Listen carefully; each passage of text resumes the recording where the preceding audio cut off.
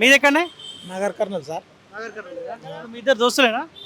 మా దగ్గర దగ్గర ఊరు. ఇప్పుడు ఎన్నేళ్ళు అవుతున్నా మీరు ఇక్కడ ఉండబట్టి? నేను వచ్చి 40 years అయింది. 40 years. 40 years అయింది. మాకు ఇండ్లు గిన్నెలు పెద్ద అప్లై చేయలేదు, ఏం చేయలేదు.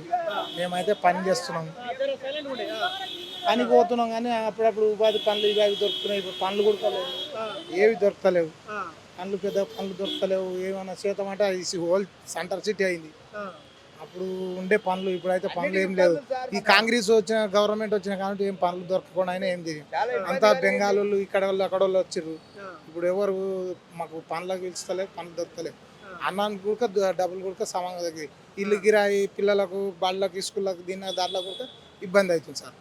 అంతే. మీకు పని దొరకకపోతే కాంగ్రెస్ పార్టీకి ఏం సంబంధం? కాంగ్రెస్ కాదు, ఈ బెంగాల్ వాళ్ళు వచ్చి పని దొరకపోవడం కాదు. వాళ్ళంతా బెంగాల్ వాళ్ళు వచ్చి అగ్గోకుళ్ళకి ఇల్లు అల్లా అని చేస్తున్నారు. మాకు పనులు దొరకలేవు. ఇప్పుడు ఏ జిల్లా తాలూకాలో ఎక్కడోళ్ళు అక్కడ వాళ్ళు ఉంటే ఏం కాదు. అక్కడ వాళ్ళు వచ్చి ఇక్కడ చేస్తే వాళ్ళు 10 రూపాయలు 15 రూపాయలు అన్నట్టే వెళ్ళిపోతున్నారు. ఈ కూరగాయల రేట్లు పెరిగినాయి, అన్నిట్లకు రేట్లు పెరిగినాయి, ఇండ్ల రేట్లు పెరిగినాయి, అన్నిట్లకు కూరగాయ అన్నిట్లకి రేట్లు పెరిగినాయి. మాకైతే డబ్బులు కూలి పెంచుతలేరు. కూలి ఎక్కువ కూలి అంటే మమ్మల్ని పిలిచకుండా వెళ్ళిపోతున్నాం. ఎవరు అగ్గు అంటే వాళ్ళు వెళ్ళిపోతున్నాం. ఇప్పుడు మీరు ఒక్క రోజుకి ఎంత తీసుకుంటారే?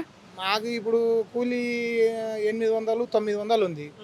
800 900 అంటే 600 700కి ఎవరో కడుపులో కాలినప్పుడు పోతున్నాం, కడుపులు ఇంటికాడ ఉంటుంది. అట్లా బీహార్ వాళ్ళు 200-300 ఇచ్చాక పోతారా? వాళ్ళు పోతూనే ఉంటారు, వాళ్ళు పోతున్నారు.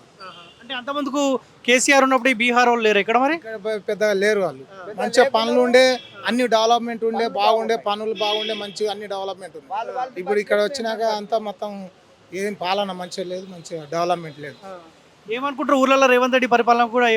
ఏమనుకుంటాం సార్, ఆయన రైతు బంధు రుణమాఫీ ఇవి అవి ఆడోళ్ళకి ఇవి ఇస్తా అవి ఇస్తా, స్కూటీలు ఇస్తా, పిల్లలకు ఇవి ఇస్తా, పిరి బస్సులు ఇచ్చి ఆల్మొగలు కొట్లాట పెట్టి పిల్లమ్మలు కొట్లాడి చక్కగా ఆధార్ కార్డు జోలు పెట్టుకొని పోతున్నారు. వాళ్ళు పోయి మొగని కాపురాలు చేయకుండా వెళ్ళిపోతున్నారు. గదొకటి చెప్పకుంటే ఫ్రీ బస్ అని ఫ్రీ బస్సులో వెళ్ళిపోతారు. గదొకటి పెట్టారు.